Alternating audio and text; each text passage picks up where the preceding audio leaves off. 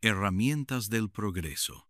A medida que los colonos del Valle del Indo se volvieron expertos en la agricultura, sus necesidades crecieron, al igual que su imaginación. Las manos por sí solas ya no eran suficientes para labrar la tierra o cosechar. Comenzaron a tallar piedras y madera para crear herramientas que facilitaban y agilizaban su trabajo.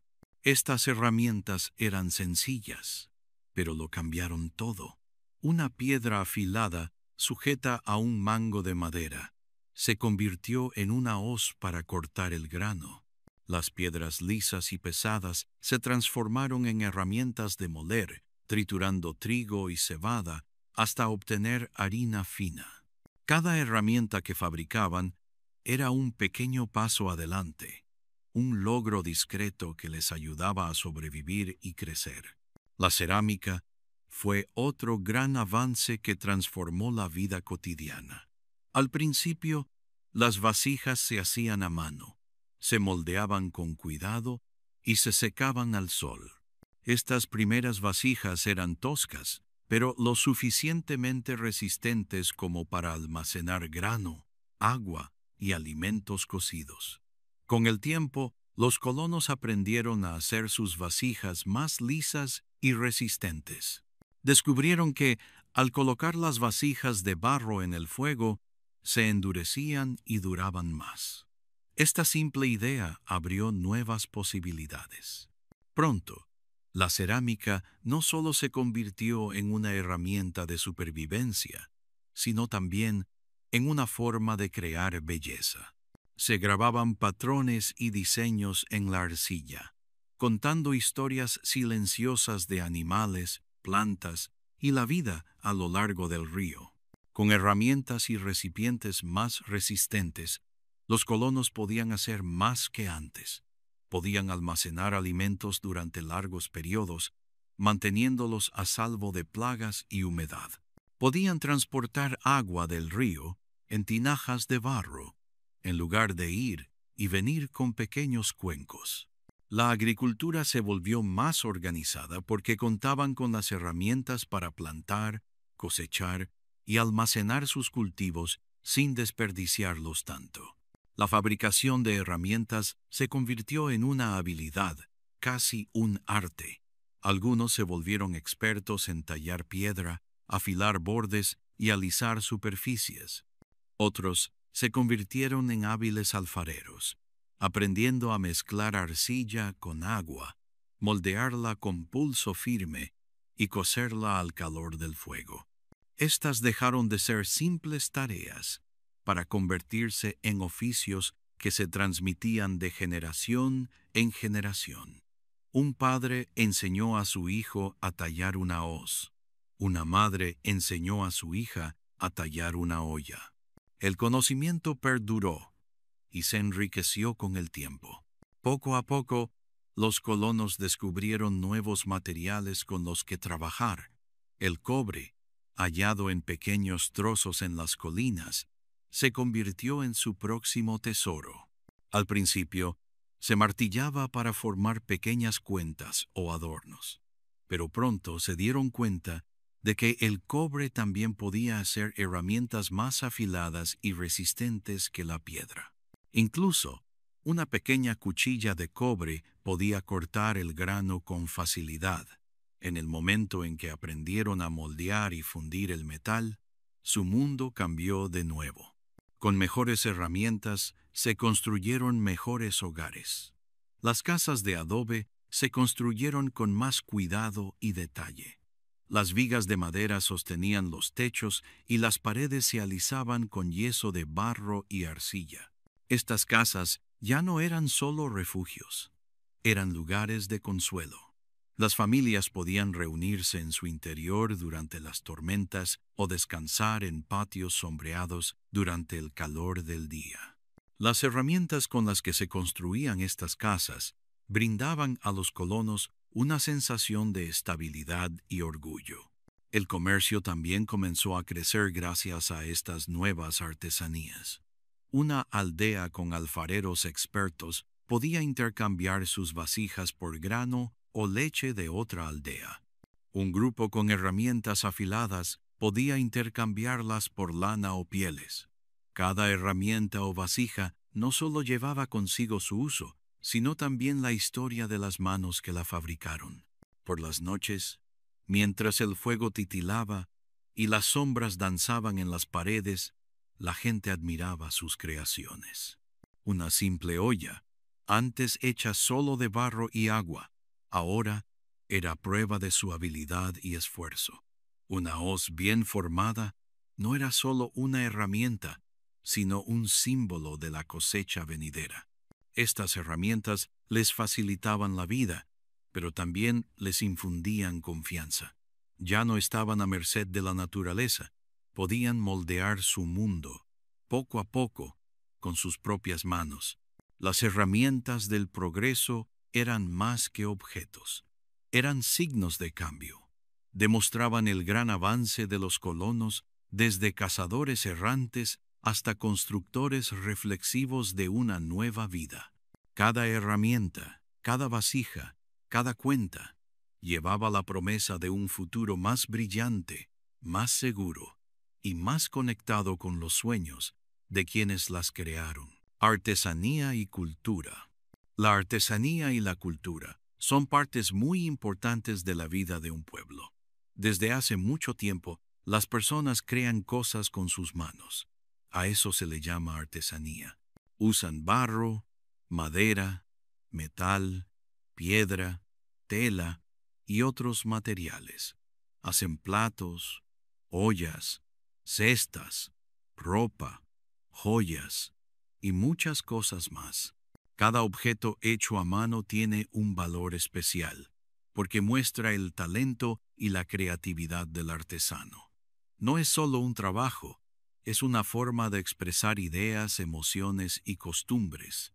La cultura incluye muchas cosas. La forma en que hablamos, cómo nos vestimos, qué comemos, cómo celebramos, qué canciones cantamos y qué bailes bailamos. Cada pueblo tiene su propia cultura.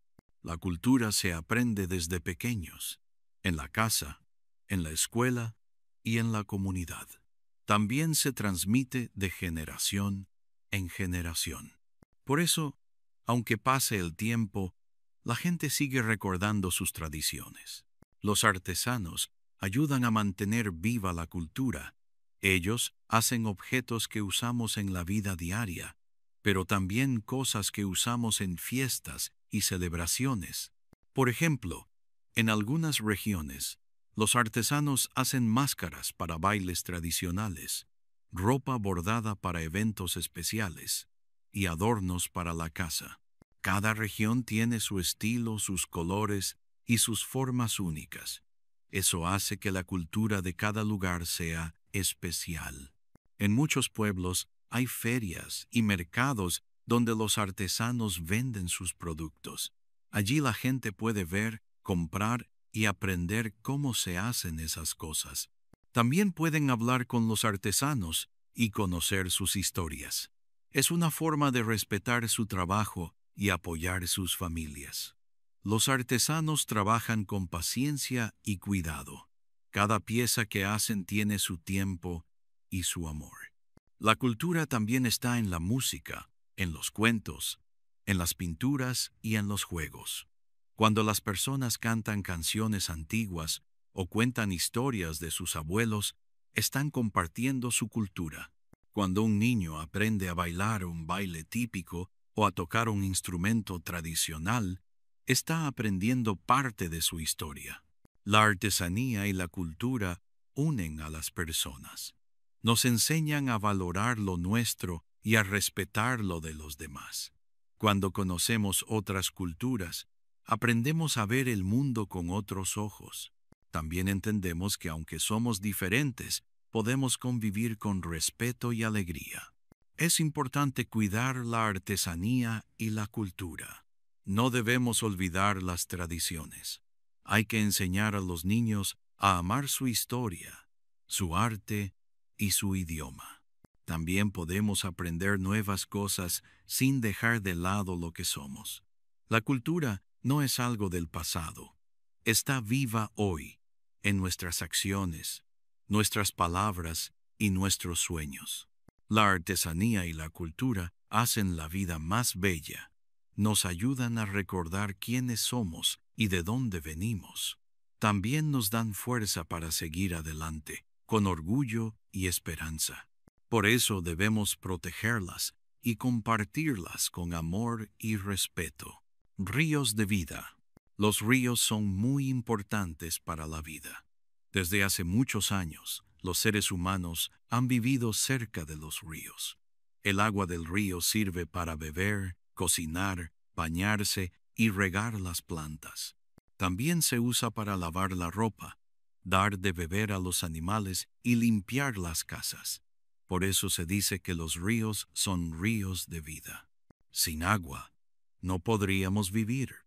Y los ríos son una gran fuente de agua para todos. Muchos pueblos y ciudades crecieron cerca de los ríos. Las personas construyeron sus casas cerca del agua porque les ayudaba a vivir mejor. También usaban el río para pescar y transportar cosas en pequeñas barcas o canoas. Con el tiempo, los ríos se volvieron caminos de comunicación. La gente viajaba por el agua para visitar otros pueblos o para vender sus productos en diferentes lugares. Los ríos ayudan a la tierra a ser fértil. Cuando llueve y el río se llena, el agua se esparce y moja los campos. Así crecen bien las plantas como el arroz, el trigo y el maíz. Los agricultores necesitan el agua del río para sus cosechas. Por eso los ríos también son muy importantes para la comida que llega a nuestra mesa. Sin ríos, habría menos cultivos y menos alimentos. En los ríos también viven muchos animales. Hay peces, ranas, tortugas y muchos tipos de aves. Estos animales también necesitan agua limpia para vivir. Si el río está sucio, ellos se enferman o mueren. Por eso es importante cuidar los ríos, no tirar basura y no contaminar el agua. Todos debemos ayudar a mantener los ríos limpios y saludables para nosotros y para los animales. Algunos ríos son muy grandes y pasan por muchos países. Otros son pequeños y solo están en una región. Pero todos los ríos son valiosos. En muchos lugares, las personas hacen celebraciones cerca del río. Llevan flores, encienden velas y dan gracias por el agua. En otros lugares, la gente nada, juega o descansa cerca del río. El río da alegría y tranquilidad a las personas. Los ríos también tienen fuerza. A veces, cuando llueve mucho, el río se desborda y causa inundaciones. Por eso, hay que aprender a respetar el río y a conocer su comportamiento. Con cuidado y planificación, podemos vivir en armonía con los ríos. No se trata de tener miedo, sino de ser responsables. Los ríos nos enseñan muchas cosas. Nos enseñan a compartir, a cuidar la naturaleza y a vivir juntos en comunidad. Así como el agua del río corre y no se detiene, así también debe fluir la vida con amor y respeto. Los ríos nos dan vida, belleza y alimento. Son parte de nuestra historia, de nuestra cultura y de nuestro futuro.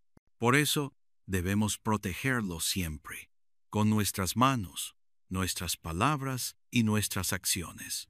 Un río limpio es un futuro mejor para todos. Mohenjo-Daro, la joya del Indo.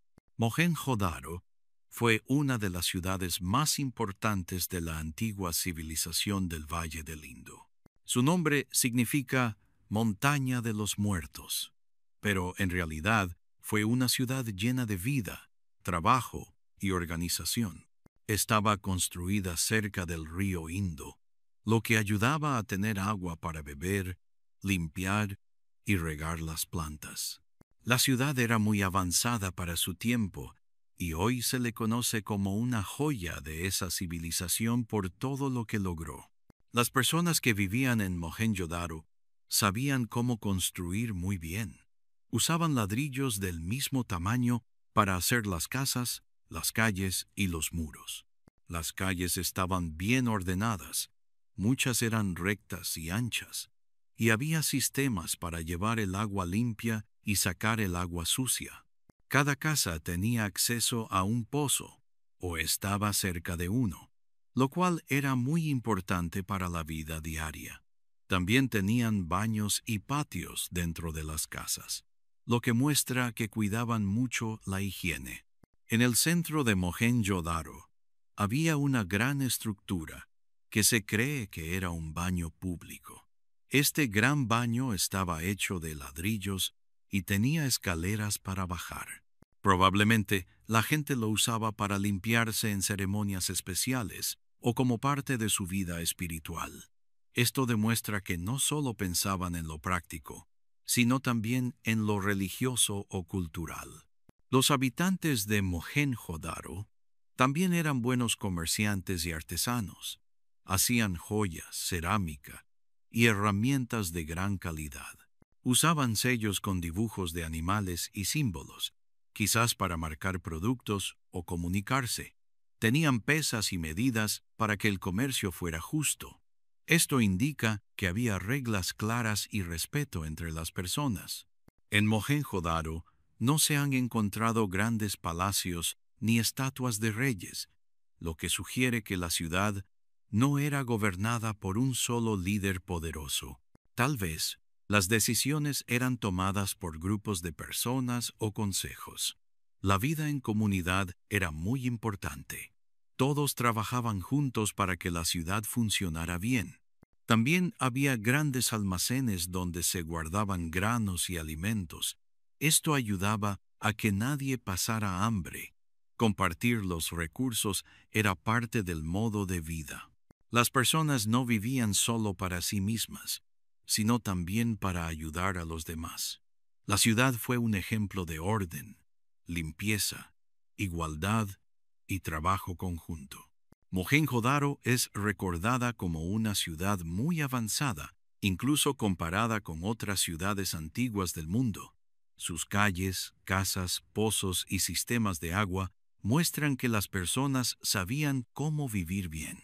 Su historia nos enseña que, con organización, respeto y unión, es posible construir algo hermoso y duradero. Mohenjo-Daro fue más que una ciudad. Fue un sueño hecho realidad en el corazón del Valle del Indo. Calles, casas y pozos. Caminar por las antiguas calles de las ciudades del Valle del Indo habría sido como adentrarse en un mundo muy adelantado a su tiempo. Las calles eran anchas y cuidadosamente planificadas, sin serpentear como los caminos de las pequeñas aldeas, sino que discurrían en línea recta, cruzándose como una cuadrícula perfecta. Estaban construidas con ladrillos cocidos, cada uno de ellos de tamaño y forma uniformes, encajando como piezas de un rompecabezas. Los habitantes de Harappa y Mohenjo-Daro creían en el orden, y sus calles reflejaban esa creencia. Las calles no eran solo para caminar. Estaban diseñadas para que las carretas tiradas por bueyes pudieran circular con facilidad, transportando grano, cerámica y otros productos de una parte a otra de la ciudad. Callejones secundarios se bifurcaban de las carreteras principales y conducían a viviendas y talleres. Incluso en los callejones más estrechos se percibía una sensación de estructura y planificación.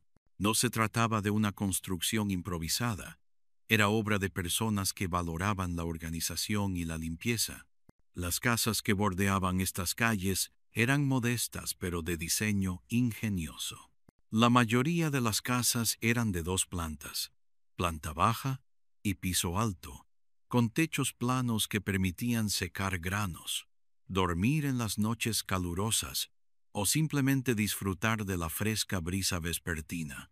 Los muros eran gruesos, hechos de ladrillos cocidos, lo que mantenía el interior fresco durante los veranos abrasadores y cálido durante los meses más fríos. Cada casa tenía un pequeño patio en el centro, un espacio abierto donde las familias cocinaban, trabajaban y se reunían. Dentro de las casas, las habitaciones se distribuían alrededor de este patio. Algunas casas contaban con escaleras que conducían a la planta superior, donde se añadían habitaciones para dormir o guardar cosas. Las ventanas eran pequeñas, diseñadas para dejar entrar la luz y el aire, manteniendo el calor fuera. Los suelos solían estar recubiertos de arcilla o cal lisa, lo que facilitaba su limpieza. Puede que estas casas no fueran grandes palacios, pero se construyeron con esmero, comodidad y practicidad. Una de las características más notables de estas viviendas era su acceso al agua. Muchas casas contaban con pozos privados en sus patios, excavados profundamente en la tierra para obtener agua limpia.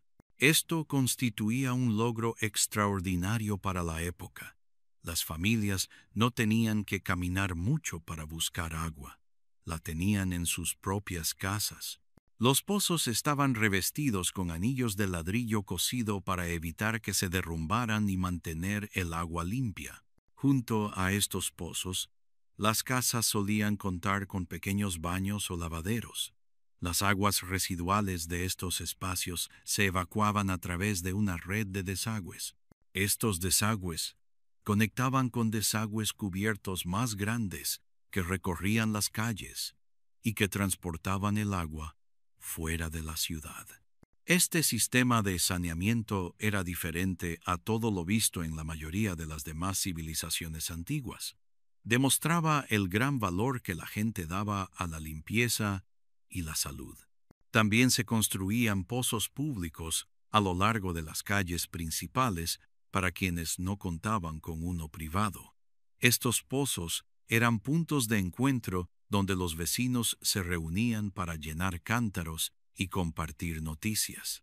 El sonido del agua, al ser extraída del pozo, mezclado con risas y charlas, llenaba el aire durante las agitadas mañanas y tardes. Las calles mismas contaban con plataformas elevadas a ambos lados, similares a las aceras actuales, para que la gente pudiera caminar incluso cuando las calles estaban mojadas o embarradas. Las aberturas en los desagües cubiertos permitían a los trabajadores limpiarlos regularmente, asegurando que las calles permanecieran libres de malos olores. Esta atención al saneamiento se adelantó siglos a la de muchas otras civilizaciones. La vida en estas calles debió ser muy animada. Los comerciantes exhibían sus productos, los alfareros trabajaban en sus tornos y los niños jugaban con juguetes de barro con forma de animales o carretas. Las mujeres caminaban hacia los pozos con ollas de barro en equilibrio sobre la cabeza, mientras los hombres guiaban a los animales por las calles camino a los mercados.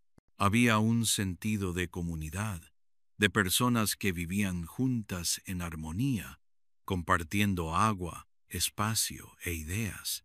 Las calles, las casas y los pozos del Valle del Indo nos revelan mucho sobre sus habitantes. No solo eran hábiles constructores, sino también planificadores minuciosos que se preocupaban por la calidad de vida de todos. Sus ciudades no eran solo lugares para vivir, eran espacios cuidadosamente diseñados para la comodidad, la seguridad y la salud.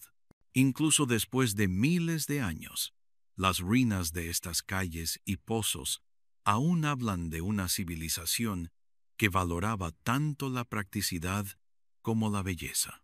Artesanos y comerciantes, las ciudades del Valle del Indo no fueron construidas solo por agricultores. Detrás de cada ladrillo, cada vasija y cada cuenta se encontraban las hábiles manos de los artesanos que forjaron el carácter de estas comunidades. Ellos eran los artífices, los creadores y los soñadores que convertían las materias primas en objetos útiles y hermosos.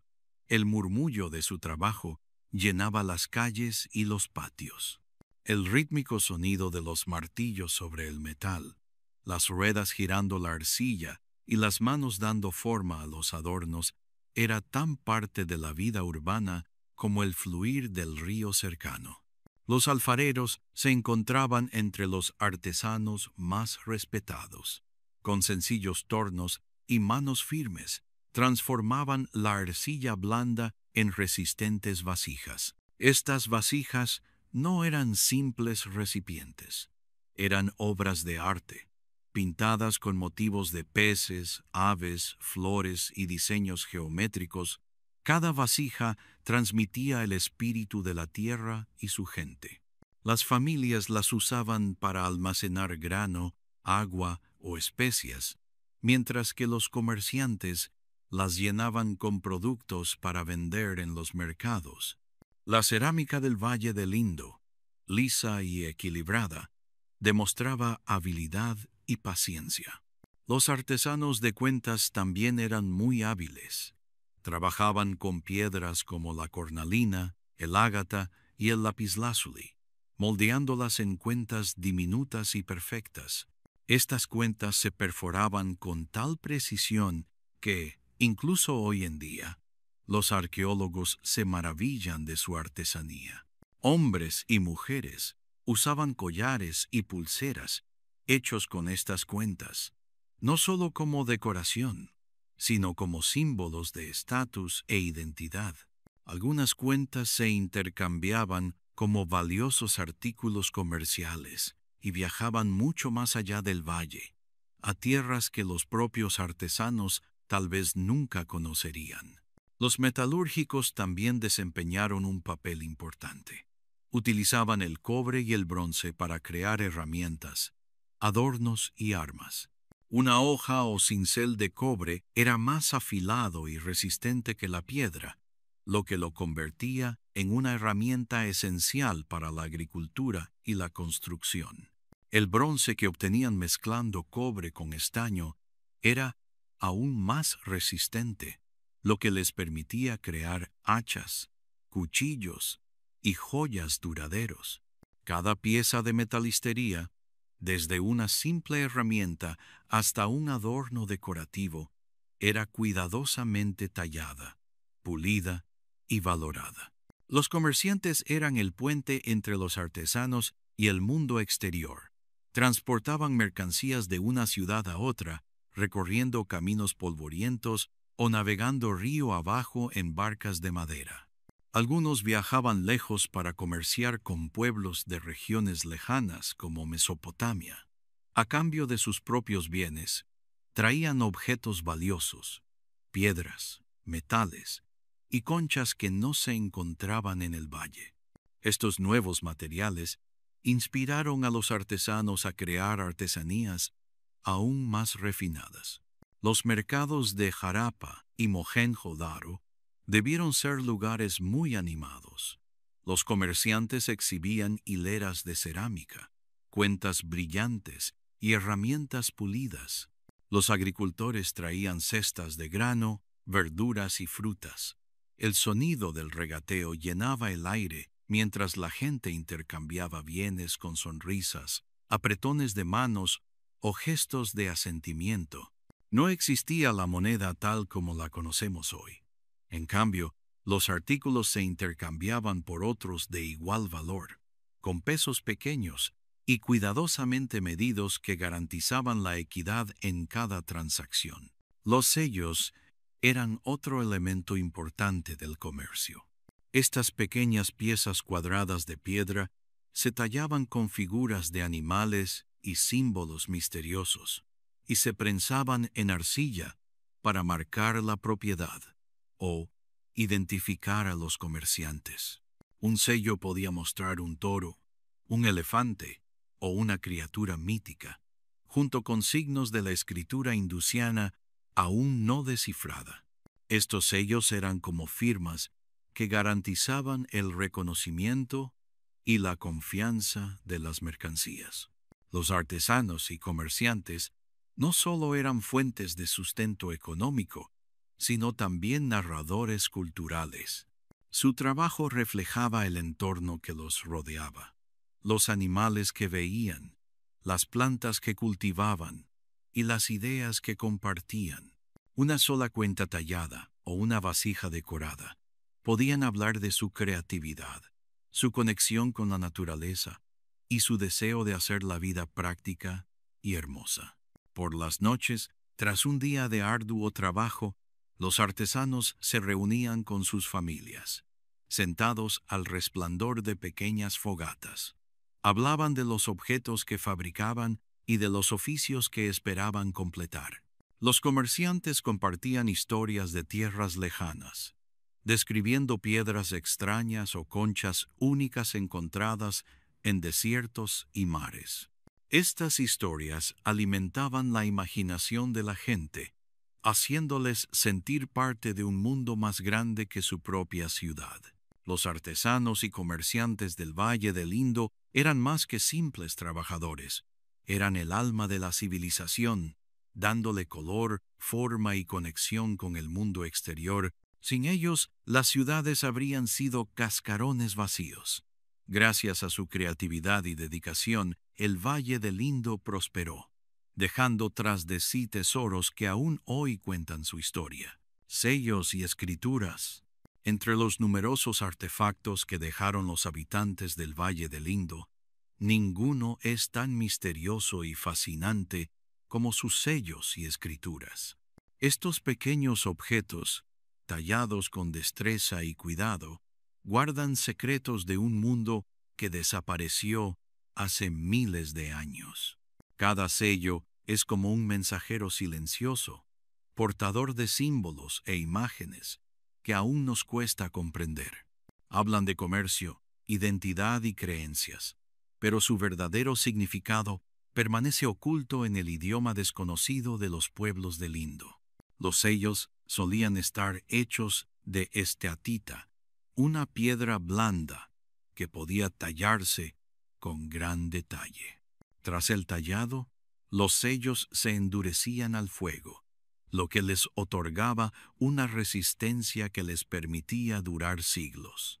Cada sello era tan pequeño que cabía en la palma de la mano, pero su superficie albergaba poderosos símbolos, imágenes de animales como toros, elefantes, tigres y criaturas míticas que podrían haber tenido un significado especial. Algunos sellos muestran una majestuosa figura similar a un unicornio, lo que ha intrigado a los historiadores durante años.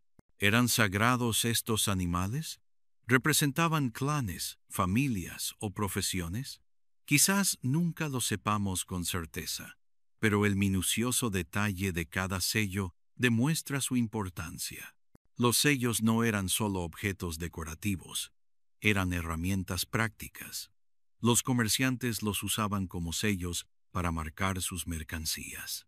Se imprimían en arcilla blanda, dejando una impresión que funcionaba como firma o garantía de propiedad. Si una vasija de grano o una bolsa de cuentas llevaban un sello específico, todos sabían a quién pertenecía y de dónde provenía. Este sistema de marcado de mercancías muestra lo organizado y avanzado que era el comercio en el Valle del Indo. Pero quizás lo más intrigante de estos sellos sea su escritura, la misteriosa escritura del Indo. Estos signos y símbolos aparecen en cientos de sellos, piezas de cerámica y otros objetos, pero nadie ha podido leerlos. La escritura se compone de formas pequeñas y sencillas, líneas, círculos y patrones, que parecen una combinación entre imágenes y letras. Algunas inscripciones solo tienen unos pocos signos, mientras que otras presentan una secuencia más larga. Muchos estudiosos han intentado descifrar el significado de esta escritura. La han comparado con otras lenguas antiguas, como los jeroglíficos sumerios y egipcios, pero la escritura del Indo parece seguir sus propias reglas. Dado que no existen textos extensos ni inscripciones bilingües como la piedra de Rosetta, su verdadero significado sigue siendo un misterio. Desconocemos si se utilizaba para registrar el comercio, las oraciones, las leyes o algo completamente distinto. Cada sello con sus símbolos es como una pieza de rompecabezas, esperando a que alguien la encaje en el panorama general. Los animales de los sellos también podrían tener un significado espiritual. Un toro podría simbolizar fuerza y fertilidad, mientras que un elefante podría representar sabiduría y poder. Algunos sellos muestran escenas con figuras humanas y animales, posiblemente narrando historias o mitos. La figura con forma de unicornio, que aparece en muchos sellos, podría haber sido un animal sagrado o legendario para los habitantes del Valle del Indo. La belleza de estos sellos no solo reside en su misterio, sino también en su artesanía. Tallar diseños tan minúsculos y detallados en piedra requería manos firmes y herramientas afiladas. Los artesanos que los crearon eran muy hábiles, y su trabajo era valorado tanto por comerciantes como por familias. Un sello podría haber pasado de generación en generación, con un sentido de identidad e historia. Los sellos también formaban parte de un sistema más amplio de medición y estandarización. Las pesas y herramientas utilizadas en el comercio se diseñaban cuidadosamente para ser uniformes, y los sellos añadían un nuevo nivel de confianza a este sistema. En un mundo sin contratos escritos ni monedas, estos sellos actuaban como una marca de honestidad y calidad. Incluso hoy, cuando los arqueólogos descubren un sello del Valle del Indo, se siente como si se estuviera sosteniendo un fragmento de una historia jamás contada. Cada línea tallada evoca una época en la que el comercio, el arte y la comunicación prosperaban de maneras que aún intentamos comprender por completo. Los sellos y las escrituras del Valle del Indo nos recuerdan que hay mucho del pasado que aún nos queda por descubrir. Son pequeños tesoros silenciosos, portadores de la voz de una civilización que aún nos habla, aunque no con palabras que podamos leer. Gobierno sin reyes. Uno de los aspectos más fascinantes de la civilización del Valle del Indo es que no hay rastro de reyes, reinas ni gobernantes poderosos.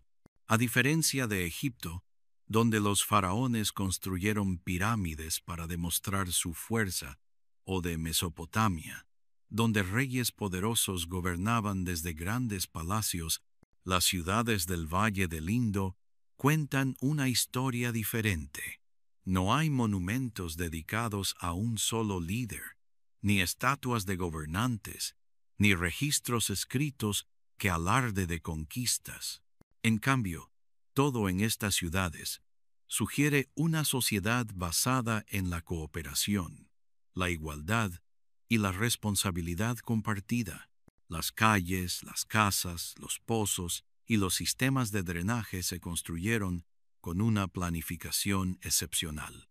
Este nivel de organización no fue casualidad. Debió haber personas que dirigieron la obra, pero no fueron reyes que exigían tributos ni esclavos que construían monumentos. En cambio, parece que los habitantes del Valle del Indo tomaban decisiones en conjunto, quizás a través de consejos de ancianos, líderes comunitarios o grupos de hábiles comerciantes y artesanos. La ausencia de grandes palacios nos indica que la riqueza y el poder probablemente eran compartidos, o al menos no estaban concentrados en manos de un solo gobernante. Las ciudades se diseñaron priorizando la practicidad y la equidad.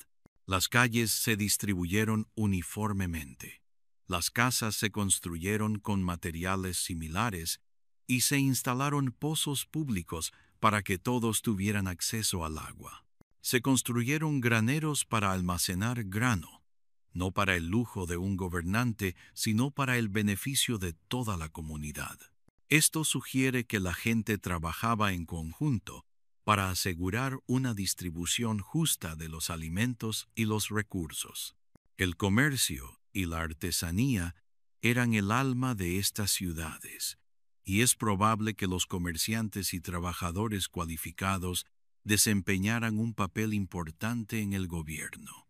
Una ciudad tan grande y bien planificada como Mohenjo-Daro o Harappa no habría podido funcionar sin una gestión cuidadosa. Alguien tuvo que organizar la construcción de calles, la de desagües y la limpieza de pozos. Pero en lugar de erigir enormes estatuas en su honor, estos líderes dejaron tras de sí sistemas que beneficiaban a todos por igual. Los sellos y pesas hallados en el Valle del Indo muestran cómo se estandarizaba el comercio. Todos usaban ladrillos del mismo tamaño, los mismos sistemas de medición y el mismo estilo de sellos para marcar las mercancías. Esta uniformidad sugiere que la comunidad valoraba la justicia y el orden. Es probable que las reglas fueran acordadas y seguidas por todos, lo que garantizaba un comercio y una construcción fluidos y eficientes. La religión también pudo haber contribuido a la unión del pueblo. Se han encontrado pequeñas figuras de deidades, símbolos de fertilidad y animales sagrados como toros y elefantes en diferentes ciudades. Estos símbolos compartidos sugieren un sistema de creencias común que pudo haber fomentado la cooperación y la armonía. En lugar de construir imponentes templos o estatuas de dioses, los pueblos del Indo expresaban su espiritualidad de formas más sencillas y personales, como en sus hogares, sus sellos o sus baños comunales. También es posible que las ciudades estuvieran divididas en grupos o barrios, cada uno con sus propios líderes locales que tomaban decisiones en nombre de la comunidad. Estos grupos podrían haberse reunido para discutir planes más amplios, como la construcción de pozos o la limpieza de desagües. Este sistema explicaría cómo se mantuvieron ciudades tan grandes sin un solo gobernante. La naturaleza pacífica del Valle del Indo es otra pista sobre su gobierno. Hay pocos indicios de guerra o conflicto en el registro arqueológico. A diferencia de otras civilizaciones antiguas, las ciudades del Indo no muestran evidencia de grandes ejércitos, armas ni fortalezas destinadas a la batalla. Esto sugiere que su objetivo no era conquistar a otros, sino mejorar la vida en sus propias ciudades. La historia del Valle del Indo nos enseña que el poder no siempre tiene que provenir de reyes o gobernantes. Una civilización puede prosperar cuando sus habitantes trabajan unidos, guiados por objetivos y valores compartidos. Las calles, pozos y sistemas de drenaje de Harappa y Mohenjo-Daro son prueba de que la cooperación y la equidad pueden construir algo tan duradero como cualquier palacio o pirámide. Expansión más allá del valle. Con el florecimiento de las ciudades de Harappa y Mohenjo-Daro, la influencia de la civilización del Valle del Indo comenzó a extenderse mucho más allá de sus riberas. Sus habitantes no se conformaban con permanecer en un solo lugar. Exploraban, comerciaban y construían nuevos asentamientos, llevando sus habilidades e ideas a tierras lejanas. Esta expansión no fue impulsada por la guerra ni la conquista, sino por el deseo de compartir bienes, conocimientos y cultura. Poco a poco, el estilo de vida del Indo comenzó a moldear regiones alejadas de su núcleo. Los ríos y las fértiles llanuras les brindaron a los pueblos del Indo todo lo necesario para prosperar. Pero también buscaron oportunidades en el horizonte. Los comerciantes recorrieron los caminos de ríos y desiertos, buscando nuevos lugares para intercambiar sus productos. Descubrieron que sus cuentas, cerámica, textiles de algodón y herramientas eran muy valorados por otras comunidades. A cambio, trajeron piedras, conchas y metales raros que no se encontraban en su tierra natal. Este flujo constante de comercio ayudó a los pueblos del Indo a enriquecerse y a conectar mejor con el mundo. Comenzaron a surgir nuevos asentamientos en zonas como Gujarat, Rajastán e incluso en lugares tan lejanos como Afganistán. Cada uno de estos lugares contaba con la misma planificación y estructura meticulosa que se observa en Harappa y Mohenjo-Daro. Lothal, una ciudad en el actual Gujarat, se hizo conocida como un importante centro comercial. Contaba con un astillero único, donde se podían cargar y descargar mercancías en barcos. Esto demuestra que los habitantes del Valle del Indo dominaban no solo el comercio terrestre, sino también el marítimo, viajando a lo largo de la costa y a través del mar Arábigo. Lothal también era famoso por sus talleres de abalorios. Los artesanos creaban cuentas con piedras semipreciosas como la cornalina y el ágata, moldeándolas y puliéndolas con gran destreza. Estas cuentas eran tan finas que se volvieron codiciadas en tierras lejanas, llegando a mercados de Mesopotamia y más allá. Los habitantes de Lothal también elaboraban cerámica bellamente pintada, que intercambiaban por cobre, estaño y otros materiales necesarios para crear herramientas y adornos. Otro sitio importante fue Dholavira, ubicado en lo que hoy es el oeste de la India. Dholavira destacó por su singular sistema de gestión del agua. Situado en una región árida, sus habitantes construyeron grandes embalses y canales para almacenar y distribuir agua. Esta brillante adaptación demostró cómo los pueblos del Indo podían adaptar sus conocimientos y habilidades para sobrevivir en diferentes entornos. Incluso lejos de los grandes ríos, encontraron maneras de construir comunidades prósperas. Kalibangan, otro asentamiento, era conocido por sus altares de fuego y sus calles bien planificadas. Sus habitantes practicaban costumbres similares a las de las grandes ciudades del Indo, lo que demuestra que la cultura se mantuvo fuerte incluso al extenderse a nuevas regiones. Dondequiera que iban, los habitantes del Indo llevaban consigo los mismos valores de limpieza, organización y cooperación. La expansión más allá del valle no se limitó al comercio y los asentamientos. También implicó ideas. El uso de pesos, medidas y sellos estandarizados se extendió a nuevas áreas, creando un sistema de comercio compartido. Los mismos patrones de cerámica, ornamentos y escritura aparecieron en sitios distantes, conectándolos con el núcleo de la civilización. Esta red de comercio y cultura convirtió al Valle del Indo en una de las sociedades más interconectadas de su época. El comercio marítimo era especialmente importante.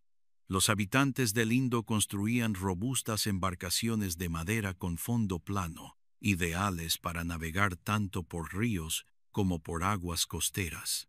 Navegaban a lugares como Omán y Bahrein, transportando mercancías como textiles de algodón, cuentas y cerámica. A cambio, traían valiosos metales, conchas y piedras. Este comercio los conectó con las civilizaciones de Mesopotamia, donde se han encontrado sellos del Indo en ciudades antiguas como Ur y Lagash.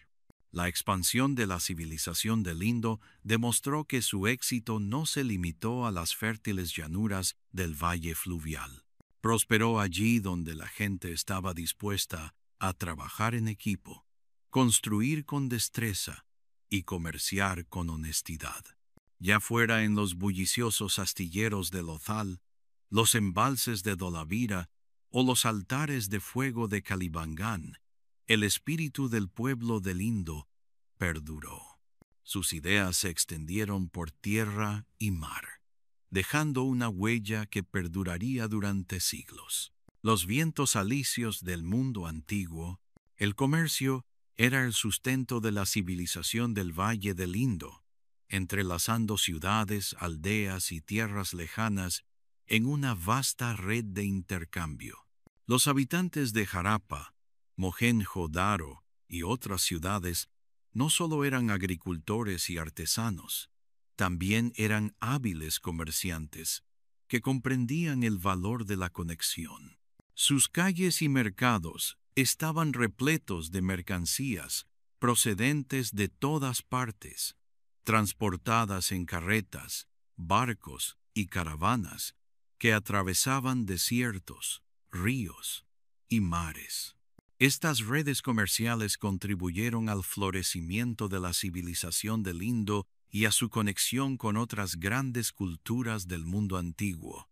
Dentro de las ciudades, los mercados eran lugares concurridos donde los comerciantes exhibían sus mercancías en esteras, cestas o mesas de madera. Se comerciaba con grano fresco, verduras y pescado, además de cerámica, cuentas y textiles de algodón. Los agricultores llevaban sus excedentes de cosecha a los mercados, mientras que los artesanos vendían joyas y herramientas finamente elaboradas. No existía el dinero tal como lo conocemos hoy. En cambio, la gente intercambiaba mercancías por mercancías, utilizando pequeñas pesas estandarizadas para garantizar la equidad. Estas pesas de piedra, cuidadosamente medidas y moldeadas, eran una parte importante del comercio y demostraban la organización y fiabilidad del sistema. Los pueblos del Indo producían muchos bienes muy apreciados. Los textiles de algodón se encontraban entre sus artículos más valiosos. Fueron una de las primeras civilizaciones en cultivar y tejer algodón, convirtiéndolo en una tela suave y ligera, ideal para el clima cálido. Sus cuentas y adornos, hechos de cornalina, ágata y otras piedras semipreciosas, se pulían hasta brillar como pequeñas joyas. Estas cuentas eran tan bien elaboradas que se convirtieron en artículos de lujo para comerciantes de tierras lejanas. Las herramientas de cobre y los adornos de bronce también formaban parte de su comercio. Los habitantes del Indo obtenían cobre y estaño de regiones lejanas y los mezclaban para crear bronce, más resistente y duradero. La cerámica, con sus elegantes formas y diseños pintados, era otro objeto de comercio popular. Cada vasija contaba una historia de la tierra y su gente, y los comerciantes las llevaban mucho más allá del valle. Los pueblos del Indo no se limitaban al comercio local. Su influencia se extendía por montañas, desiertos y mares. Caravanas de comerciantes viajaban al norte para traer piedras y metales de las colinas de Afganistán y Asia Central. Desde el sur recolectaban conchas y perlas del mar Arábigo. Hacia el oeste navegaban a lo largo de la costa para comerciar con Omán y Bahrein. Los arqueólogos incluso han encontrado sellos del Indo en ciudades mesopotámicas como Ur, lo que demuestra que estas dos grandes civilizaciones se conocían e intercambiaban bienes. El comercio marítimo fue un logro notable de los habitantes del Valle del Indo. Construían robustas embarcaciones de madera con fondo plano, ideales tanto para viajes fluviales como marítimos. Estas embarcaciones transportaban algodón, cuentas, cerámica y granos a costas lejanas. A cambio, traían materiales raros y valiosos como el lapislázuli, la turquesa y el cobre, que se utilizaban para fabricar adornos y herramientas.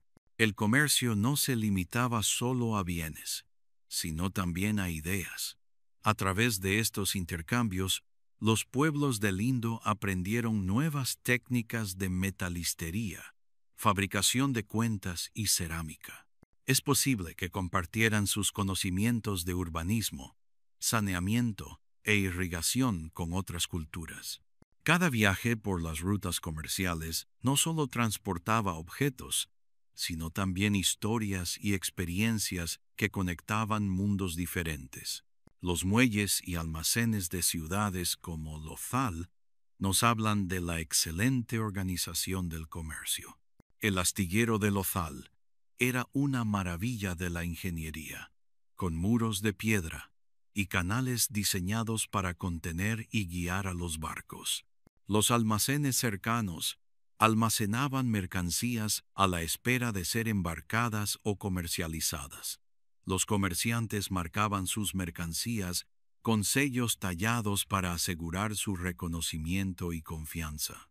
Estos sellos, con sus motivos animales y escritura, funcionaron como los primeros logotipos comerciales.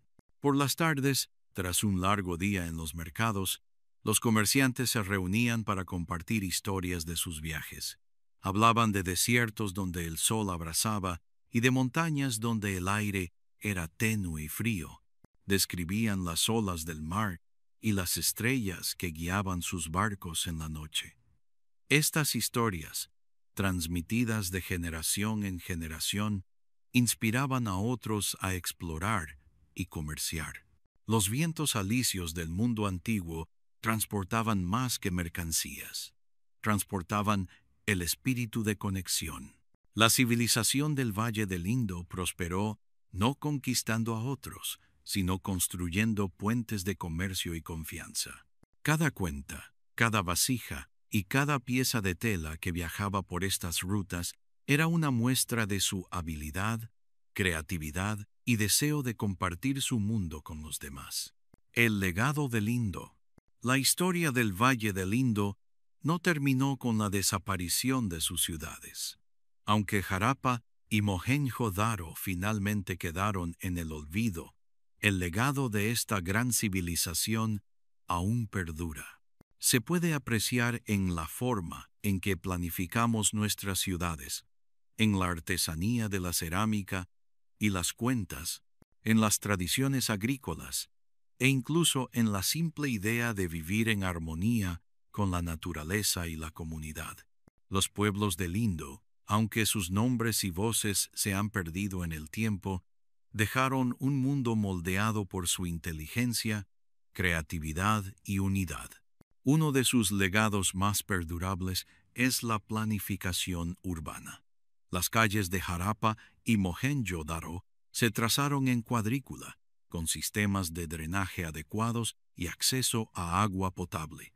Este nivel de organización era muy avanzado para su época. Incluso las ciudades modernas a menudo luchan por lograr el equilibrio entre practicidad y limpieza que las ciudades del Indo dominaron hace miles de años. Sus pozos, baños y desagües cubiertos nos recuerdan que no solo se preocupaban por construir, sino por construir con propósito y pensando en las generaciones futuras. Su artesanía también dejó una huella imborrable. La cerámica, las cuentas y los adornos del Valle del Indo demuestran un amor por la belleza y la funcionalidad. Cada objeto narra una historia de paciencia y habilidad. La tradición de la fabricación de cuentas, por ejemplo, aún se puede encontrar en algunas partes del sur de Asia, un vínculo vivo con las manos que moldearon la cornalina, el ágata y las conchas en delicados diseños.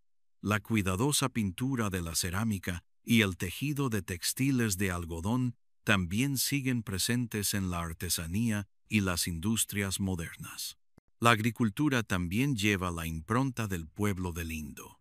Fueron de los primeros en cultivar algodón, trigo y cebada a gran escala, y sus técnicas agrícolas utilizando el riego y la comprensión de los ciclos estacionales sentaron las bases de la agricultura en la región durante miles de años.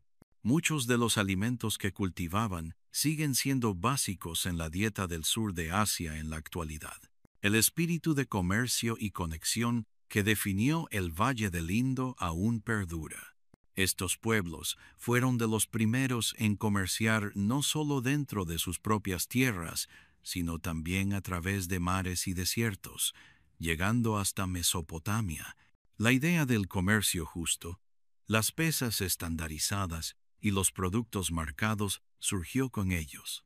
Los sellos tallados que utilizaban para identificar la propiedad fueron los ancestros de las marcas registradas y los símbolos que vemos en los productos actuales. Su naturaleza pacífica es otra parte de su legado. A diferencia de muchas otras civilizaciones antiguas, hay poca evidencia de guerra o conquista en el Valle del Indo. Su grandeza no provino de ejércitos ni batallas, sino de la cooperación, la planificación cuidadosa y el respeto por su entorno. Esto nos enseña una lección importante. Una civilización puede prosperar mediante la unidad, la equidad y la creatividad, en lugar del conflicto. El misterio de su escritura sigue siendo uno de sus mayores legados a la historia.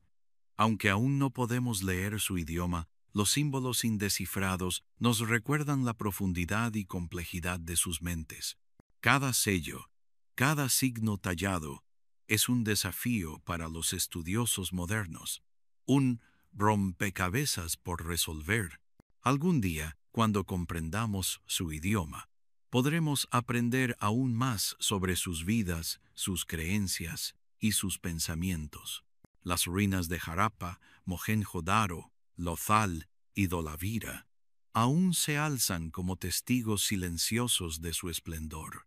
Al caminar hoy por estas antiguas calles, casi se puede oír el eco de los comerciantes en los mercados, las risas de los niños y el sonido de las vasijas de barro moldeadas por los artesanos. Puede que los muros y los pozos estén rotos, pero la historia que narran sigue viva, transmitida por quienes estudian y honran esta civilización. El legado del Indo no se limita a sus logros, sino a su espíritu. Nos enseña que el progreso no siempre implica poder ni gloria. A veces significa construir calles limpias, compartir el agua, crear belleza con materiales sencillos y vivir en armonía con el mundo que nos rodea. Aunque han pasado miles de años, el Valle del Indo aún nos habla, recordándonos que incluso las civilizaciones más silenciosas pueden dejar las huellas más profundas en la historia. Un anochecer antes del tiempo. El sol se esconde, tiñendo el cielo de suaves tonos naranjas y dorados. Una cálida brisa flota sobre el ancho y lento río. El agua refleja la última luz del día como bronce líquido, deslizándose entre campos de cebada silvestre y juncos altos. A lo lejos, algunos pájaros se llaman entre sí, sus graznidos se desvanecen al regresar a sus nidos. Es una tarde tranquila, el tipo de momento en el que el tiempo mismo parece haberse detenido para escuchar. Aquí, a orillas del río Indo, la historia de un mundo perdido espera ser contada.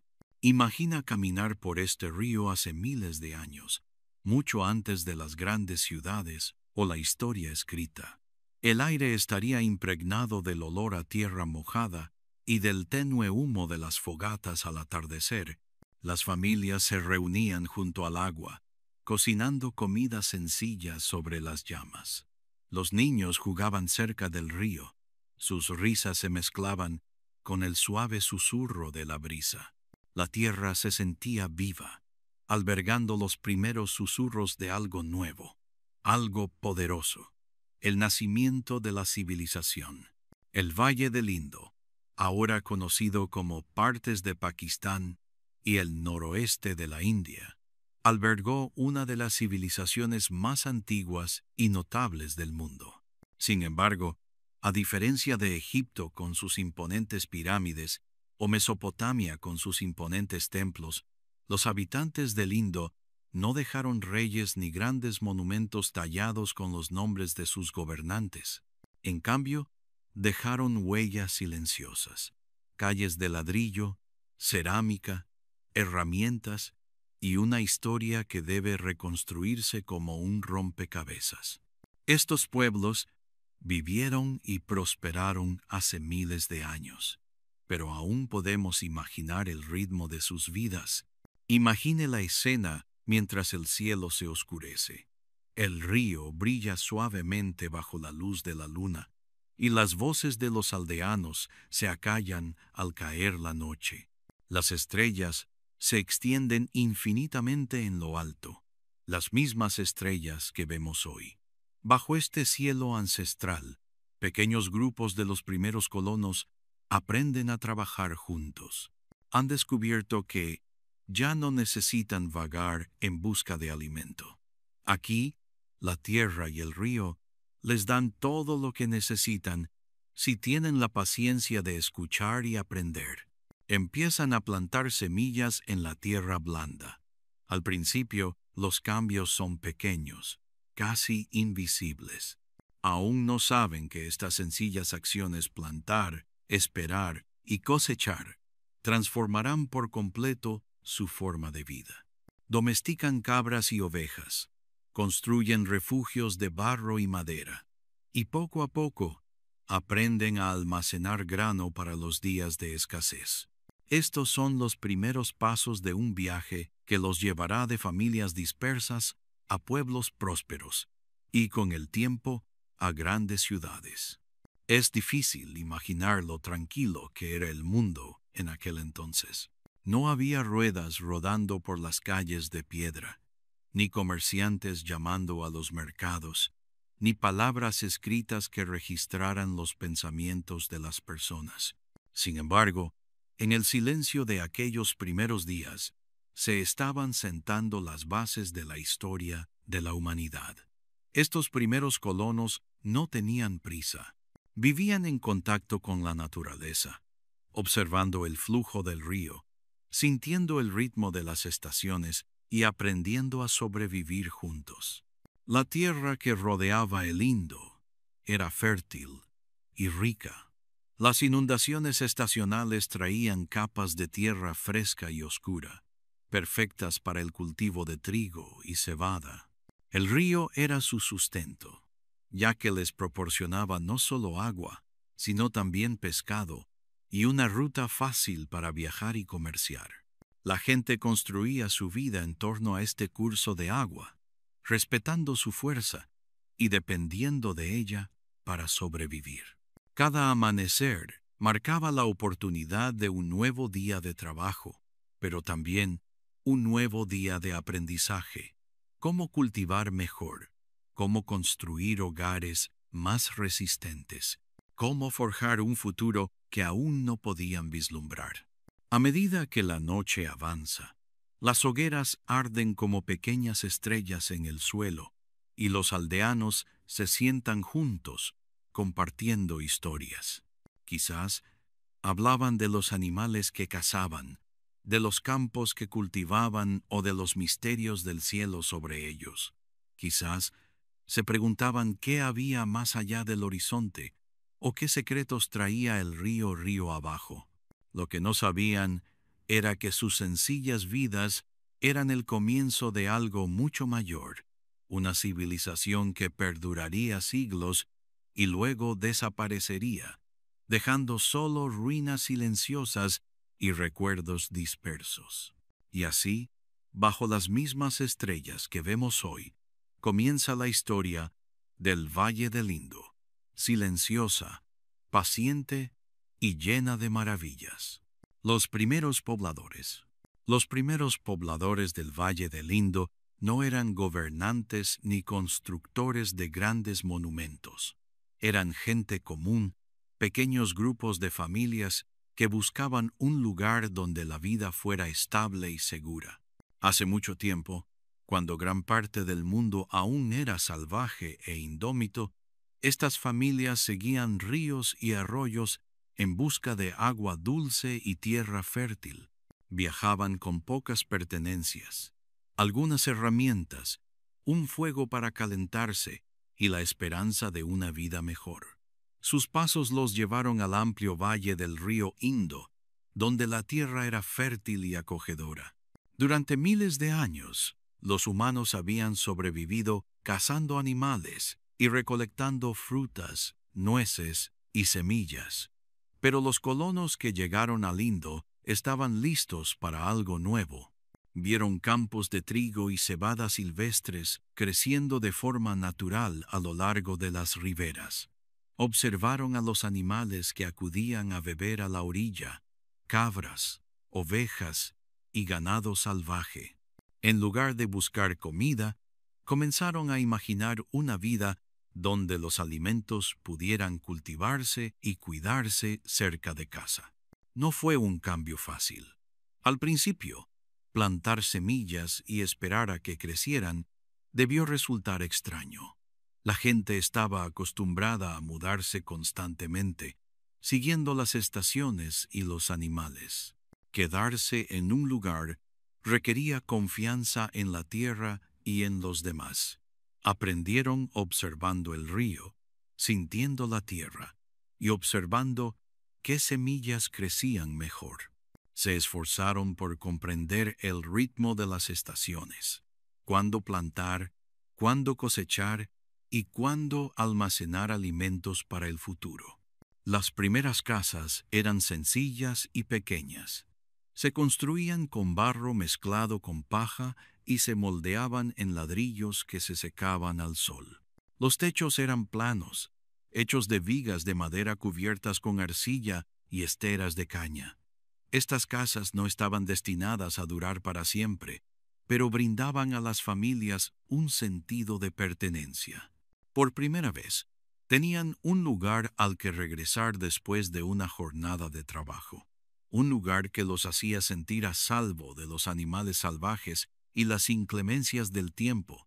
Cada noche, el humo se elevaba de pequeñas fogatas mientras las familias cocinaban los granos que habían cosechado. El aroma a trigo y cebada tostados impregnaba el aire, mezclándose con el fresco aroma del río. La gente se sentaba junta, compartiendo comida e historias de su día. No lo sabían, pero estaban construyendo los cimientos de una de las grandes civilizaciones del mundo. Los primeros colonos también comenzaron a tener animales cerca de sus hogares. Al principio se cazaban cabras y ovejas por su carne, pero con el tiempo la gente descubrió que podían domesticarse. Estos animales les proporcionaban leche, lana para vestirse y pieles para abrigarse. Poco a poco se forjó un vínculo entre humanos y animales, pues cada uno dependía del otro para sobrevivir. Los búfalos de agua, con su gran fuerza, se convirtieron en valiosos ayudantes para arar los campos y transportar cargas pesadas. La vida en estos pequeños asentamientos era tranquila, pero nunca fácil. La gente tuvo que aprender a proteger sus cultivos de inundaciones y tormentas. Construyeron pequeños canales para conducir el agua del río hasta sus campos. A veces, el río se desbordaba, arrasándolo todo. Otras veces no llovía y la tierra se endurecía y se secaba. Pero no se dieron por vencidos. Cada estación les enseñaba nuevas lecciones y se volvían más sabios con cada desafío. Estos primeros colonos vivían en familias unidas. Todos trabajaban juntos. Hombres, mujeres y niños tenían tareas. Los ancianos compartían conocimientos sobre plantas y animales, mientras que los más jóvenes aprendían observando y ayudando. No había reyes ni gobernantes, solo un estilo de vida sencillo basado en la cooperación. Si alguien producía más grano del que necesitaba, lo compartía con sus vecinos. La confianza y la amabilidad eran tan importantes como las herramientas y las semillas. Con el tiempo, estos pequeños asentamientos crecieron. Cuando la gente producía más alimentos, podía comerciar con los grupos cercanos. Algunos se volvieron expertos en la fabricación de vasijas para almacenar grano o transportar agua. Otros tallaban piedras para convertirlas en herramientas afiladas para la agricultura. Algunos aprendieron a tallar adornos o cuentas de conchas y piedras. Estas habilidades se transmitieron de generación en generación, convirtiendo poco a poco aldeas sencillas en lugares de cultura y creatividad. Con el paso de los años, las familias a orillas del río Indo comenzaron a sentirse menos errantes y más parte de la tierra. Observaban el río crecer y bajar, conociendo sus fluctuaciones y patrones, comprendieron que su supervivencia dependía del cuidado de la tierra, el agua y los animales que les daban vida. Estos primeros pobladores, con su silenciosa determinación y su infinita paciencia, sentaron las bases de una civilización que florecería durante siglos. Sembrando civilización. El cambio de la recolección de alimentos al cultivo fue el momento en que se sembraron las semillas de la civilización. A orillas del río Indo, la vida empezó a cobrar una nueva forma. Quienes antes seguían a los rebaños salvajes, ahora permanecían cerca de sus campos, observando con esperanza cómo los pequeños brotes verdes brotaban de la tierra. Era un trabajo lento, lleno de espera e incertidumbre, pero cada cosecha traía una promesa, la promesa de que sus hijos tendrían suficiente para comer y de que no tendrían que vagar sin cesar en busca de alimento. La tierra era generosa. Las inundaciones estacionales dejaban un suelo oscuro y fértil que permitía el cultivo de trigo y cebada en abundancia.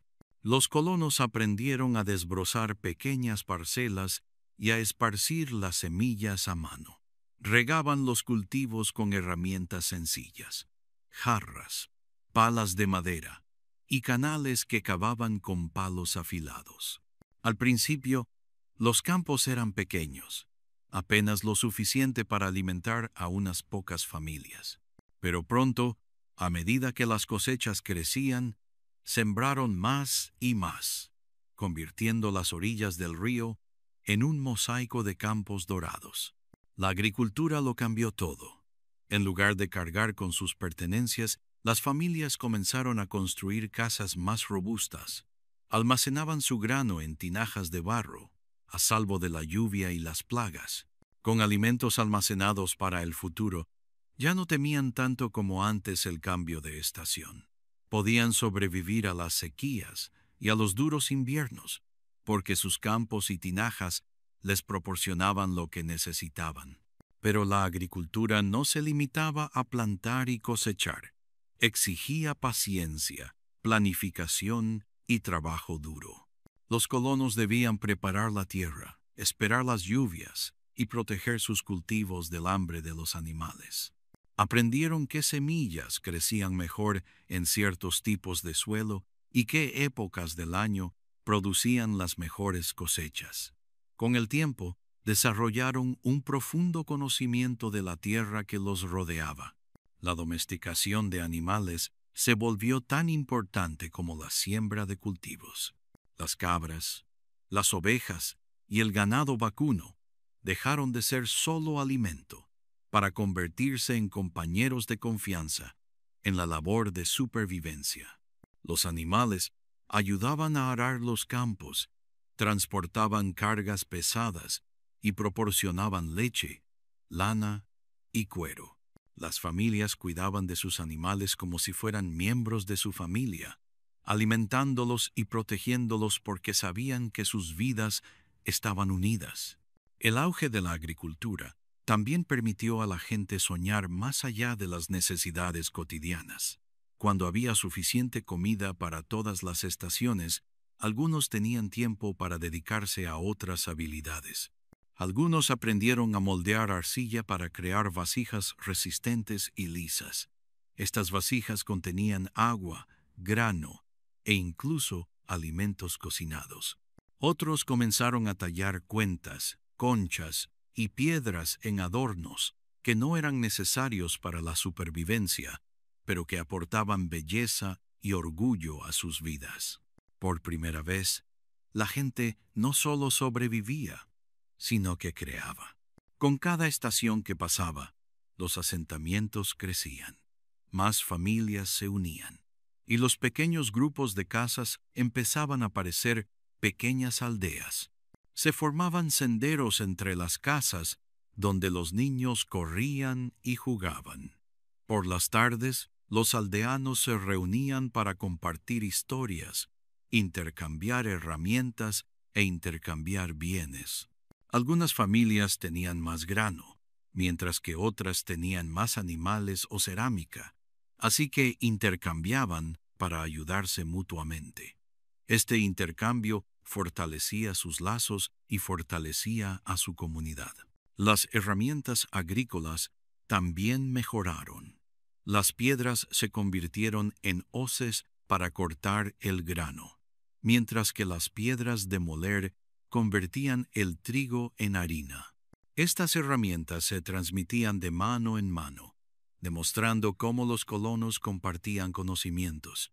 Cada nueva idea les facilitaba la vida y les hacía las cosechas más abundantes. Poco a poco, las habilidades de una generación se transmitieron a la siguiente, y la sabiduría agrícola se convirtió en parte de su estilo de vida. El río mismo cumplía la función de guía silencioso. Crecía y descendía con las estaciones, recordándoles a los habitantes el poder de la naturaleza. Los colonos aprendieron a respetarlo, a adaptarse a sus inundaciones y sequías. A cambio, el río les proporcionó tierra fértil, peces para alimentarse y un sendero que los conectaba con otras comunidades. Se convirtió en el centro de su existencia, moldeando sus rutinas y sus sueños.